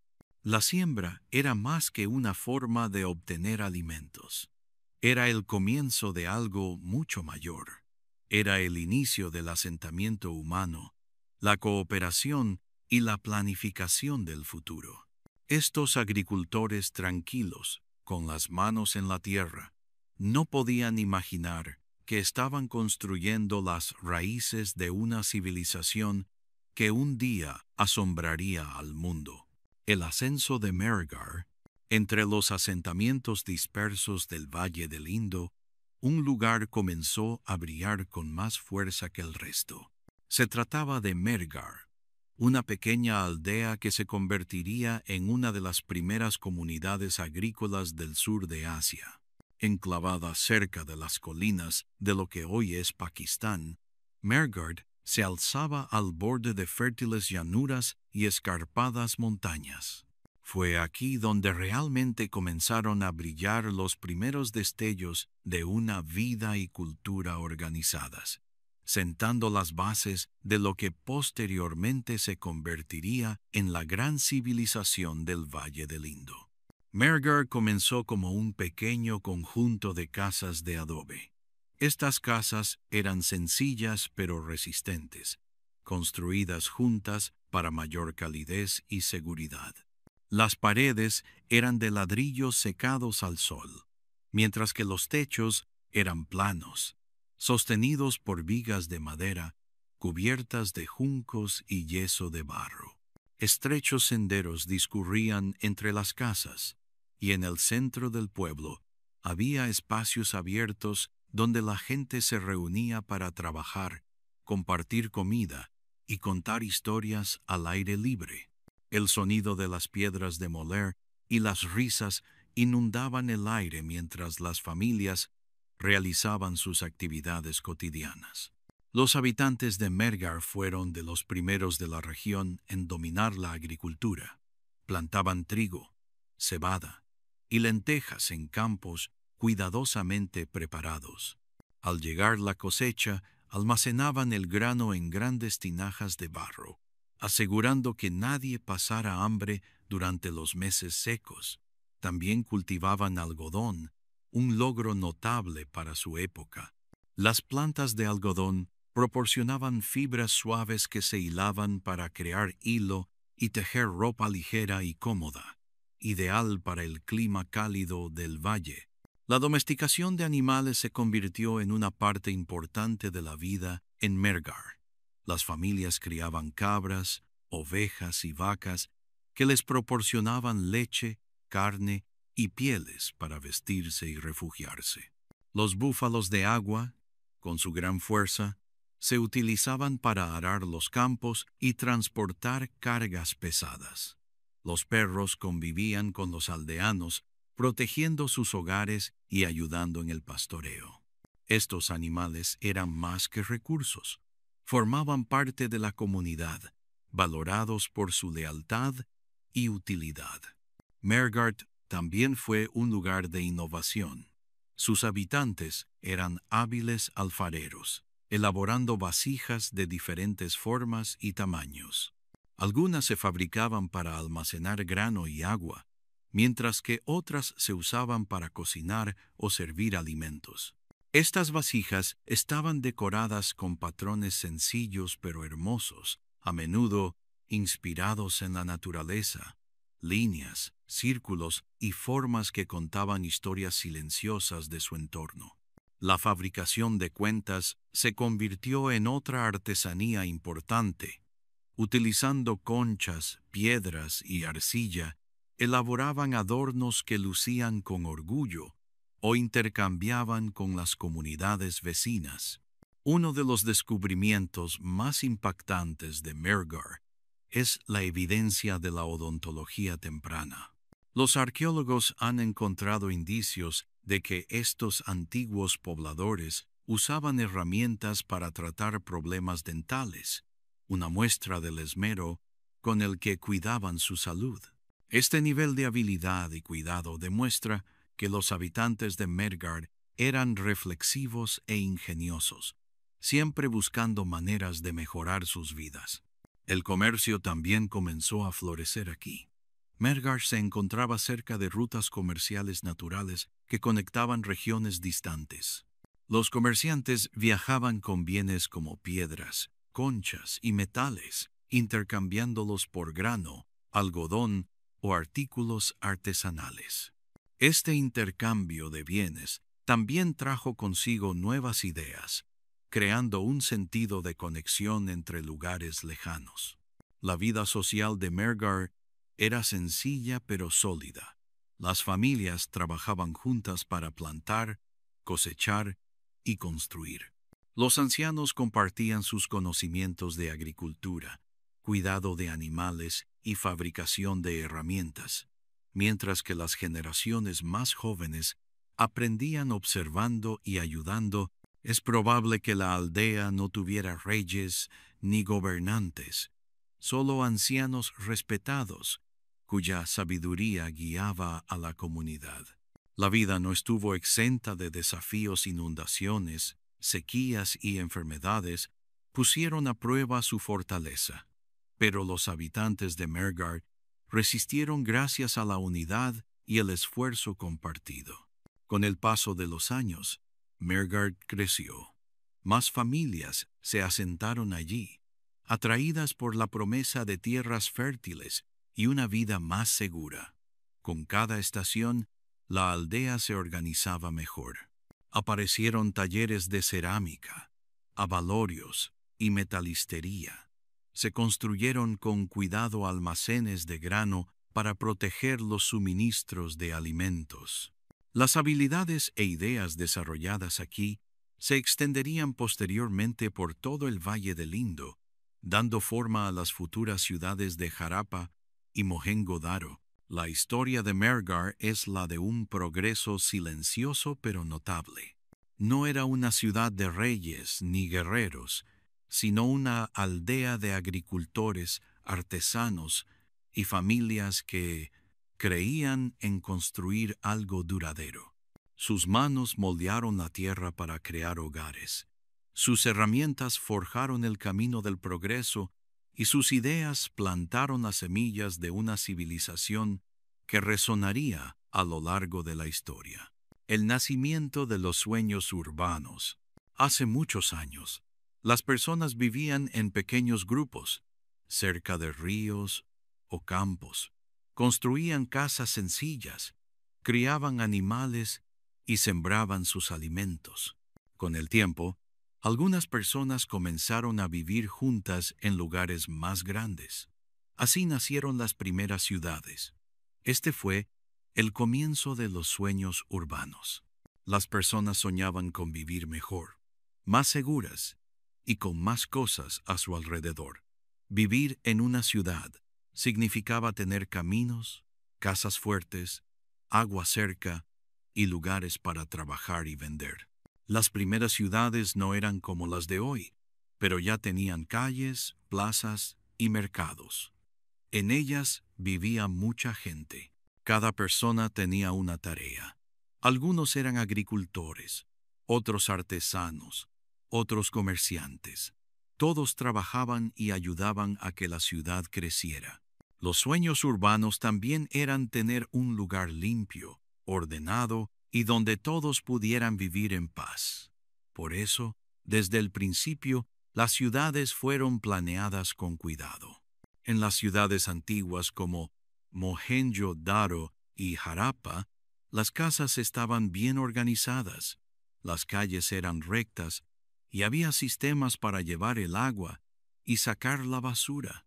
Esto muestra que ya, en ese tiempo, la gente soñaba con ciudades limpias, seguras y cómodas. También construyeron almacenes, pozos y baños públicos.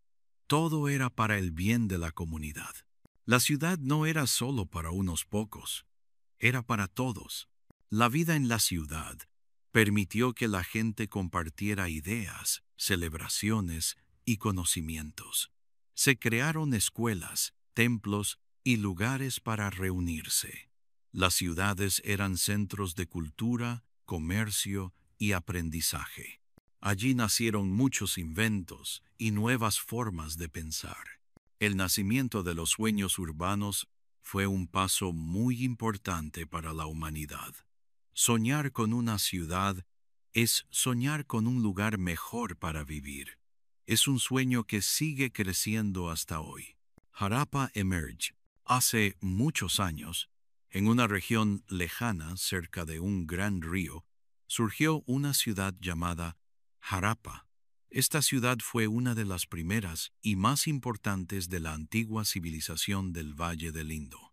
Harappa no apareció de un día para otro.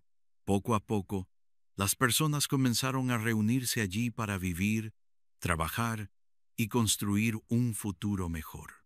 Usaban ladrillos cocidos para hacer sus casas y calles. También construyeron pozos, canales de agua y almacenes. Todo estaba bien planeado y organizado. Harappa tenía calles rectas, casas con patios y un sistema para sacar el agua sucia. Esto muestra que las personas que vivían allí eran inteligentes y sabían cómo construir una ciudad limpia y ordenada. También había lugares públicos, como baños grandes y áreas para reunirse. Las casas no eran muy diferentes unas de otras, lo que sugiere que las personas vivían de forma igualitaria y compartían muchas cosas. En Harappa, la gente se dedicaba a muchas actividades. Algunos eran agricultores, otros eran artesanos que hacían joyas, cerámica o herramientas. También había comerciantes que vendían e intercambiaban productos.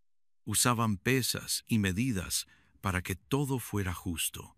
Se han encontrado sellos con dibujos de animales y símbolos, lo que indica que tenían formas de comunicarse y marcar sus productos. La ciudad de Harappa no tenía grandes palacios ni estatuas de reyes. Esto hace pensar que no había un solo gobernante poderoso, sino que las decisiones se tomaban en grupo o entre personas sabias de la comunidad. Todo esto nos enseña que Harappa fue una ciudad construida con trabajo en equipo, respeto y organización. Harappa fue un ejemplo de cómo los seres humanos pueden vivir juntos en paz y armonía. Aunque ahora solo quedan ruinas, su historia sigue viva. Nos muestra cómo una ciudad bien organizada puede crecer y ser fuerte sin guerras ni reyes. Harappa emerge como un símbolo de inteligencia, trabajo y unidad. Vida y cultura. La vida en el Valle del Indo era rica, colorida y profundamente conectada con los ritmos de la naturaleza. Aunque han transcurrido miles de años, los artefactos y las ruinas que quedaron nos permiten imaginar la vida cotidiana de estos antiguos pueblos. Su cultura no se centraba solo en la supervivencia, sino también en crear comodidad, belleza y armonía en su entorno. Cada detalle de sus vidas, desde su vestimenta hasta su alimentación, desde sus juegos hasta sus celebraciones, demuestra que eran personas que valoraban tanto el trabajo como la alegría. Los hogares de los habitantes del Indo estaban llenos de objetos sencillos pero prácticos. Ollas de barro de diferentes tamaños almacenaban granos, lentejas, leche y agua. Herramientas de piedra, hojas de cobre y utensilios de madera se ordenaban cuidadosamente para el uso diario. Telas de algodón, tejidas con maestría, colgaban en marcos de madera o se doblaban cuidadosamente en cestas. Todo tenía su lugar, demostrando su organización y meticulosidad en sus rutinas diarias. La ropa se confeccionaba principalmente con algodón, abundante en el fértil valle. Las fibras de algodón se hilaban para formar hilo y luego se tejían en telas sencillas. Los hombres solían usar prendas ligeras y envolventes para refrescarse en el clima cálido, mientras que las mujeres usaban vestidos o faldas largas, a veces decoradas con coloridos tintes de plantas y minerales. Las joyas eran una parte importante de su apariencia. Las mujeres usaban collares de cuentas, brazaletes de concha o metal, y aretes de oro o cobre. Incluso los niños tenían pequeños adornos, que lucían con orgullo. La comida en el Valle del Indo era fresca y variada. El trigo y la cebada constituían la base de su dieta, horneados en panes planos o cocinados en gachas. También cultivaban guisantes, semillas de sésamo y diversas frutas y verduras. La leche de vaca, cabra y búfalo de agua se utilizaba para elaborar mantequilla y yogur. En ocasiones especiales se comía pescado de río y carne de animales domésticos. Las comidas solían ser sencillas, cocinadas en hornos de barro, pero siempre nutritivas y compartidas entre los miembros de la familia. La vida no se limitaba solo al trabajo. Los habitantes del Valle del Indo disfrutaban de los juegos, la música y la recreación. Los arqueólogos han encontrado figurillas de arcilla de animales y pequeños carros, que probablemente eran juguetes para niños. Tableros de juego con patrones tallados y dados de piedra demuestran que los adultos disfrutaban de los juegos de mesa, quizás similares a los que aún jugamos hoy. La música formaba parte de sus reuniones, con flautas, tambores e instrumentos de cuerda sencillos que llenaban el aire de melodía durante festivales y veladas. Las celebraciones probablemente estaban ligadas a las estaciones y las cosechas. Tras meses de duro trabajo en el campo, las familias se reunían para compartir comida, cantar y bailar. La luz del fuego, las risas y el redoble de los tambores resonaban por las calles durante estos momentos de alegría. Aunque no quedan registros escritos, es fácil imaginar cómo estas festividades unían a la comunidad, fortaleciendo los lazos entre vecinos y familias. Los habitantes del Valle del Indo también parecían preocuparse por la higiene y el aseo personal. La presencia de baños y lavaderos privados en sus hogares sugiere que valoraban la higiene. Los baños públicos, como el Gran Baño de Mohenjo-Daro, podrían haber sido utilizados no solo para lavarse, sino también para rituales o reuniones comunitarias. Esta atención a la higiene era inusual para la época y demuestra su mentalidad avanzada. La artesanía y el arte formaban parte de la vida cotidiana. Las mujeres pintaban cerámica y los hombres tallaban pequeñas estatuas o elaboraban cuentas intrincadas. Muchos de estos objetos llevaban símbolos de animales o patrones naturales, conectándolos con el mundo que los rodeaba. Se han encontrado figurillas de diosas madres, lo que sugiere que la fertilidad y la vida pudieron haber sido temas importantes en sus creencias. La vida comunitaria en el Valle del Indo era pacífica y cooperativa. No hay evidencia de grandes ejércitos ni grandes palacios. En cambio, parece que la gente vivía bajo un sistema compartido de confianza, comercio e igualdad. Trabajaron juntos para construir sus calles, pozos y sistemas de drenaje, lo que demuestra que la unidad fue la clave de su éxito. La vida y la cultura del Valle del Indo nos recuerdan que la grandeza no siempre proviene del poder ni de la guerra. A veces proviene de cosas sencillas: calles limpias, comidas compartidas, cuentas de colores y una comunidad que valora tanto el trabajo como la alegría. Corrientes espirituales. Los habitantes del Valle del Indo no dejaron tras de sí grandes templos ni imponentes estatuas de dioses. Sin embargo, sus vidas estaban llenas de signos de creencia espiritual. Su espiritualidad fluía silenciosamente, como los ríos que les daban vida. Se puede apreciar en sus pequeñas figurillas, en sus estructuras cuidadosamente construidas y en los misteriosos símbolos tallados en sus sellos. Estos rastros nos indican que creían en fuerzas superiores a ellos mismos, en los ciclos de la vida, la fertilidad y el poder de la naturaleza. Uno de los símbolos más intrigantes de su vida espiritual es el gran baño de Mohenjo-Daro. Esta gran piscina, cuidadosamente construida con ladrillos impermeables y revestida con alquitrán natural, sugiere que el agua tenía un significado sagrado.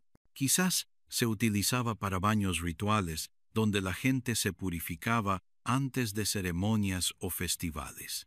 Bañarse en agua limpia podría haber sido visto como una forma de eliminar no solo la suciedad, sino también la mala suerte o la energía negativa. El esfuerzo y la destreza que requirió construir tal estructura demuestran que era más que un simple lugar para lavarse. Era un lugar de reunión, de comunidad y de renovación espiritual. También se han encontrado figurillas de diosas madres en todo el Valle del Indo.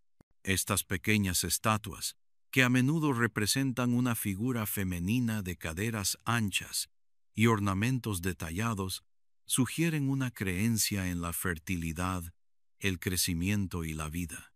Podrían haber sido símbolos de esperanza de buenas cosechas, familias saludables y la continuidad de la vida. La presencia de estas figuras en muchos hogares indica que la espiritualidad no se limitaba a los espacios públicos, sino que formaba parte de la vida cotidiana, integrada en las rutinas de las familias comunes. Los animales también desempeñaban un papel especial en su mundo espiritual. Toros, elefantes y criaturas míticas aparecen una y otra vez en los sellos. El toro, fuerte y poderoso, podría haber simbolizado la fertilidad y la fuerza. Los elefantes, sabios y perseverantes, podrían haber sido vistos como guardianes de la tierra. La criatura con aspecto de unicornio tallada en muchos sellos sigue siendo un misterio, pero su repetida aparición sugiere que tenía un significado sagrado o simbólico. El fuego también pudo haber sido importante en sus rituales. Los arqueólogos han encontrado vestigios de altares de fuego en algunos lugares, lo que sugiere que las ofrendas o ceremonias con llamas formaban parte de sus prácticas espirituales. El fuego, al igual que el agua, es poderoso y purificador. Puede dar calor y luz, pero también puede destruir. Para los habitantes del Valle del Indo, pudo haber representado el equilibrio de la vida. La ausencia de templos o estatuas imponentes no significa que sus creencias fueran débiles o desorganizadas. Al contrario, sugiere una conexión más sencilla y personal con lo divino. En lugar de construir monumentos a dioses o gobernantes, construían calles limpias, pozos y sistemas de drenaje, elementos que servían a la comunidad. Quizás creían que cuidar de su gente y su entorno era en sí mismo un deber espiritual. Su escritura, aunque indescifrable, también podría contener pistas sobre sus creencias. Los símbolos de los sellos podrían representar oraciones, bendiciones o nombres de deidades.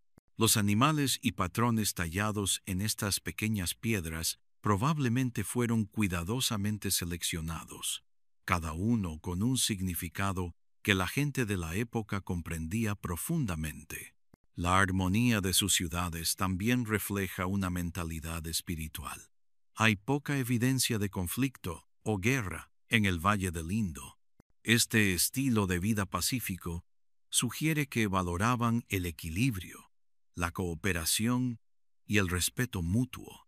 Su espiritualidad podría haber estado menos relacionada con el poder y más con vivir en armonía con la naturaleza y la comunidad.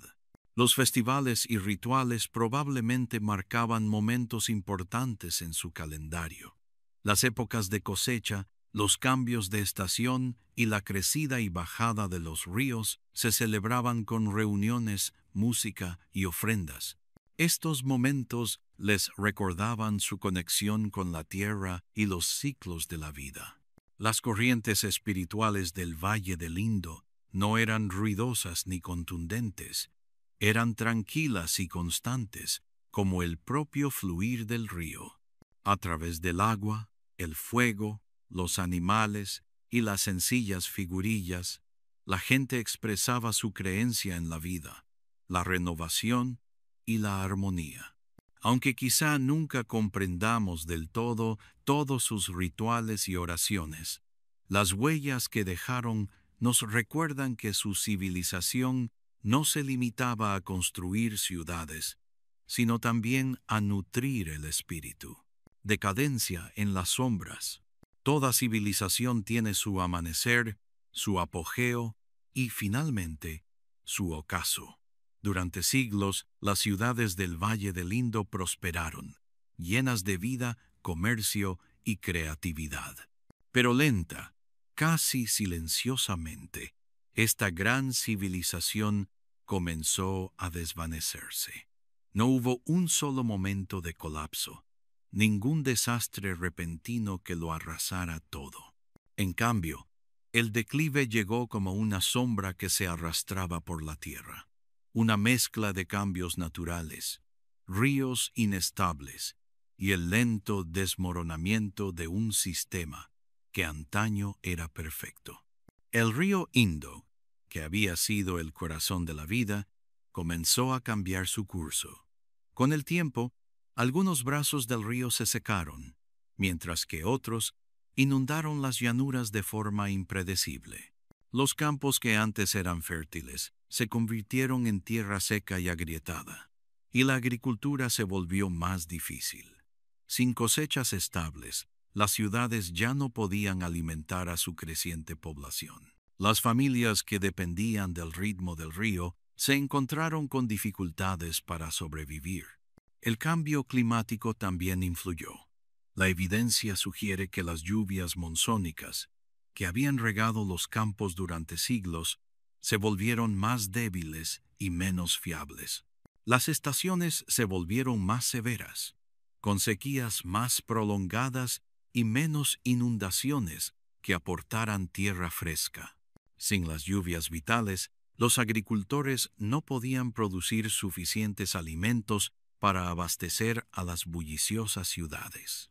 Poco a poco, los graneros, antes llenos de gente, comenzaron a vaciarse, y las calles que antes resonaban con risas y comercio se volvieron más silenciosas.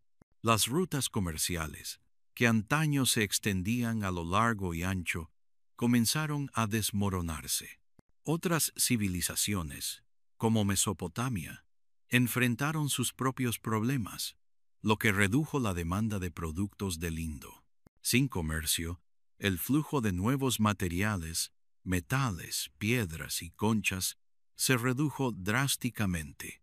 Los artesanos que antaño moldeaban hermosas cuentas y adornos contaban con menos recursos, y los mercados, antes activos, se silenciaron. Algunas ciudades podrían haber sufrido la sobreexplotación del suelo. Durante siglos, la gente había cultivado los mismos campos y sin técnicas modernas, el suelo podría haber perdido su resistencia. Es posible que se talaran árboles para leña y para la construcción, dejando el terreno expuesto a la erosión. Pequeños problemas se acumularon hasta que la vida en las ciudades se volvió más difícil con cada año que pasaba. Es probable que mucha gente comenzara a abandonar las grandes ciudades, regresando a aldeas más pequeñas o mudándose a nuevas tierras en busca de tierra fértil y agua potable. Las grandes calles de Mohenjo-Daro y Harappa, antaño llenas de comerciantes, niños y artesanos, se habrían vaciado poco a poco. Las casas estaban abandonadas, los pozos se secaron y los desagües se llenaron de polvo. No hubo un final dramático, solo un desvanecimiento gradual y silencioso de la vida. Otro misterio es la desaparición de la escritura. Durante siglos, los habitantes del Valle del Indo tallaron símbolos en sellos y cerámica, pero con el declive de las ciudades, estos signos desaparecieron de la historia. Quizás la escritura estaba ligada al comercio, y cuando éste colapsó, dejó de ser necesaria. O quizás las comunidades más pequeñas y dispersas simplemente no contaban con los medios para continuar con un sistema de escritura tan complejo. Sea cual sea la razón, la lengua del Indo se perdió, dejando tras de sí preguntas que aún no podemos responder. Hay poca evidencia de guerra o invasión durante esta época. A diferencia de otras civilizaciones que sucumbieron ante ejércitos o conquistadores, el declive del Valle del Indo parece provenir de dentro. La naturaleza, el clima y el tiempo trabajaron en conjunto. La sociedad pacífica y cooperativa que había construido tan grandes ciudades no pudo resistir los lentos e implacables desafíos de su entorno. Sin embargo, incluso cuando las ciudades quedaron en silencio, el espíritu de los pueblos del Indo no se desvaneció. Sus ideas planificación urbana, saneamiento y comercio inspirarían a las futuras generaciones de la región. Sus descendientes, dispersos por nuevas tierras, llevaron consigo fragmentos de sus conocimientos y tradiciones. Las ruinas de Harappa y Mohenjo-Daro, ahora erosionadas y deterioradas, se alzan como recordatorios tanto de grandeza como de fragilidad. Suspiran por una época en la que la gente construía ciudades de orden y belleza, sin reyes ni guerras, solo para ser humillada por las fuerzas de la naturaleza. El declive del Valle del Indo no fue un fracaso, sino un capítulo de una larga historia de resiliencia y cambio humanos.